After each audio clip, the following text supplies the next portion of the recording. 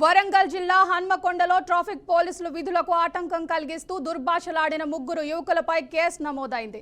గత రాత్రి కేయూ జంక్షన్లో ట్రాఫిక్ పోలీసులు డ్రంక్ అండ్ డ్రైవ్ తనిఖీలు నిర్వహిస్తున్న సమయంలో ఈ ఘటన చోటు చేసుకుంది.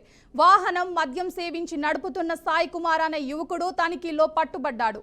ట్రాఫిక్ పోలీసులు అతని ద్విచక్ర వాహనాన్ని స్వాధీనం చేసుకుంటున్న సమయంలో సాయి కుమార్ పిలుపు మేరకు అక్కడికి వచ్చిన మరో ఇద్దరు యువకులు రవీందర్, ఆరిఫ్ ముగ్గురు కలిసి ట్రాఫిక్ కానిస్టేబుల్ ను విధుల్లో నిర్బంధించారు.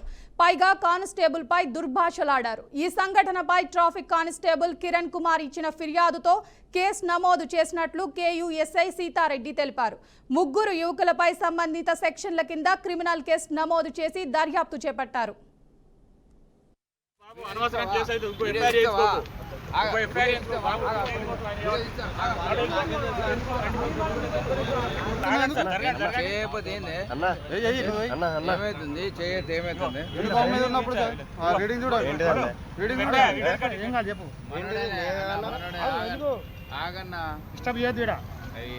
ఎవరు చేయరు కానీ ప్రజాపాలన తీయండి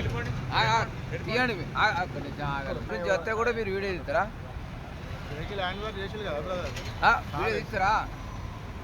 వీడియో తీస్తారా? చెప్పండి, ఏం చెప్పాలి? రేపు గ్రీవెన్స్ లా మీ దగ్గర